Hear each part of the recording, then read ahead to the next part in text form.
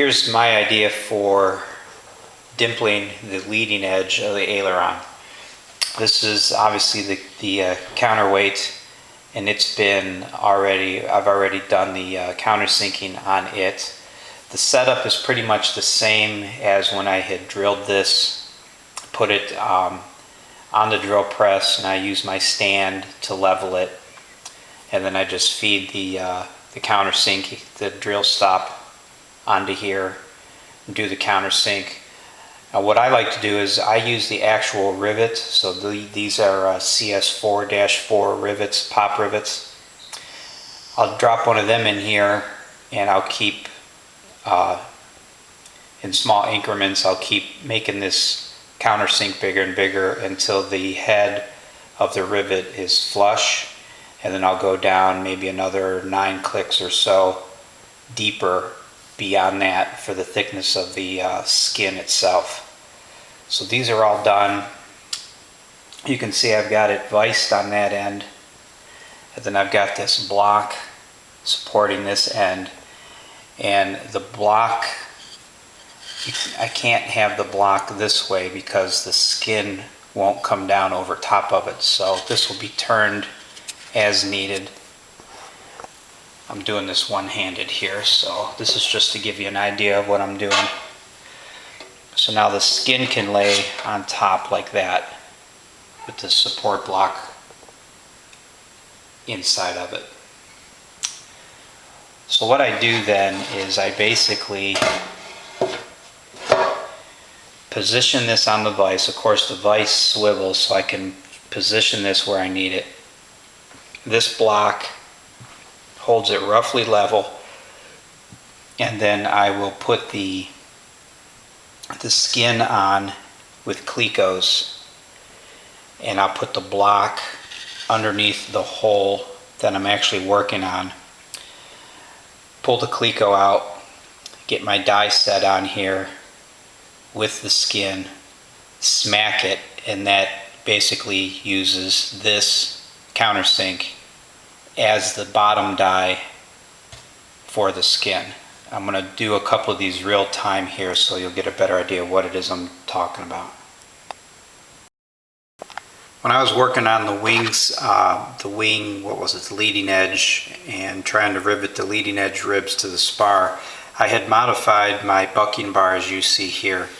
This accepts the die set needed to set those rivets, those solid rivets on the leading edge ribs to the spar. But it will also work with this type of die set. It just lays in there kind of loose. The die set that this was specifically machined for, that die set fits really nice, but this just sits on there this way. And what I do then is I use that to go ahead and dimple using a hammer on here, which I'll show you in a minute. The other thing that I wanted to make note, before I had removed the counterweight, I had marked it. And I also marked the leading edge skin, so I can get the skin oriented back onto here the way that it was machined, the match drilling, to get that on there. Who's that? Hi, Stuka. No. He's curious and he wants to go out. Anyway, let me get this set up and then I'll get to hammering. Okay, got this set up. You'll note that again, everybody's situation is going to be different, but for me, I like to have this as close to the edge of the cabinet here as I can, because this is where the wood structure is for the cabinet itself. If I were to have this over more in this open area, the top may give quite a bit when I hit it, when I didn't like that. So I wanted to keep this on the edge because I know there's wood framing in here. No big deal, just a detail. Here I have my block set up, and I'll have to move this as I go so that the block is underneath the hole that I'm hammering for the best support. And then of course I can rotate this to get the holes vertical. Again, it's not critical because the skin will kind of self-align itself to this when you put the clecos in. Now, of course, I can't do the whole skin at once because I have to have it viced. But you'll notice when you put your skin on, you can move it around and get the holes to line up. Somewhere.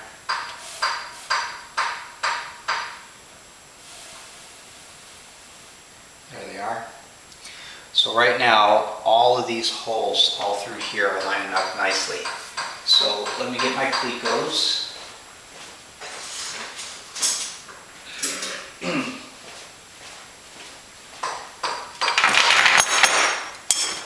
And I'll cleco these in place.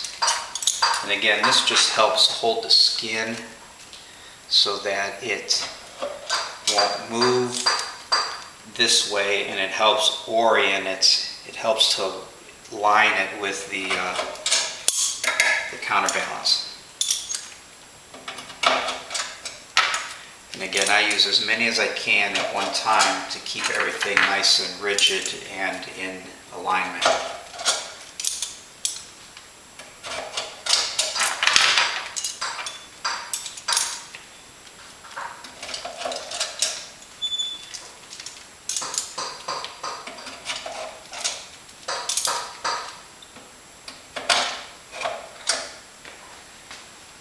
Put in 2 more.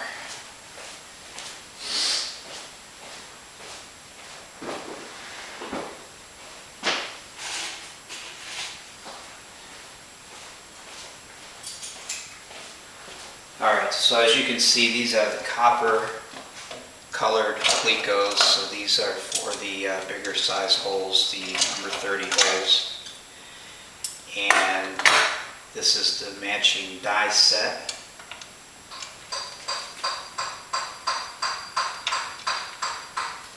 Let me look at that. That doesn't seem to fit in there right. Let me check another one here. No, that's right. Yeah, that's right.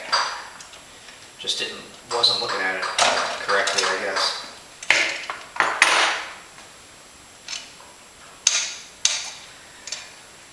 So now all I need to do is one at a time. Take the cleco out, put this in, hammer it, put the cleco back, move on to the next one, move the block with it so that the block is directly under the hole that you're hammering. As I get out this way, of course this is overhanging the cabinet now, so I'll have to loosen the vise and swivel it so these will come over the top of the workbench and I can hammer them. This end is overhanging the pipe. The pipe stops about right here, so I'll have to do some repositioning to slide this around and get it where I need to get it. It's not important that you have the matching hole on the skin with the matching hole on the counterbalance. As long as you have a hole that you can use for the die set, that's what matters most. So I'll go ahead and get these going, and then I'll show you the finished product.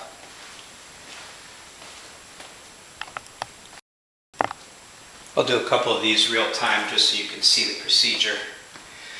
Alright, so I'm going to move this cleco.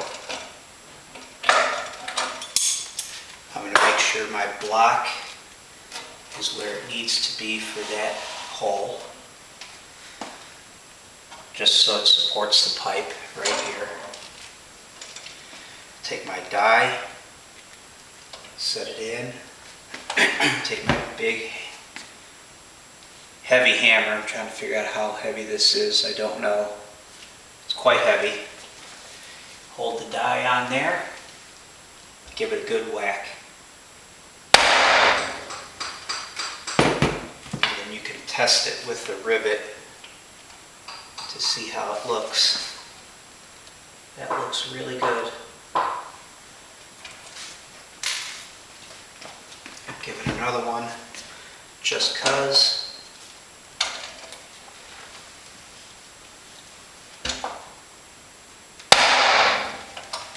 All right, move on to the next one.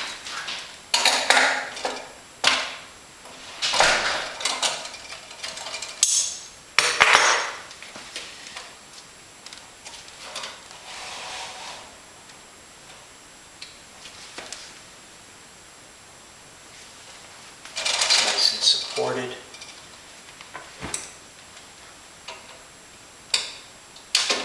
Put this on. Try to hold it level as you can get it.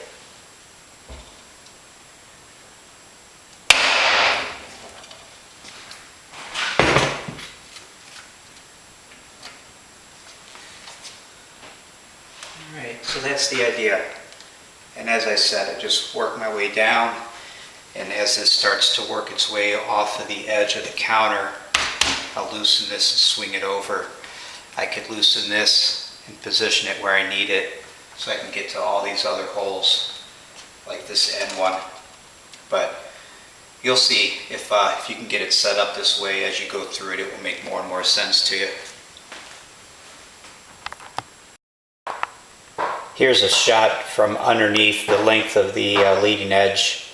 I'm shooting this totally blind, so I have no idea what this is going to look like, but that just gives you an idea of what the block setup looks like underneath.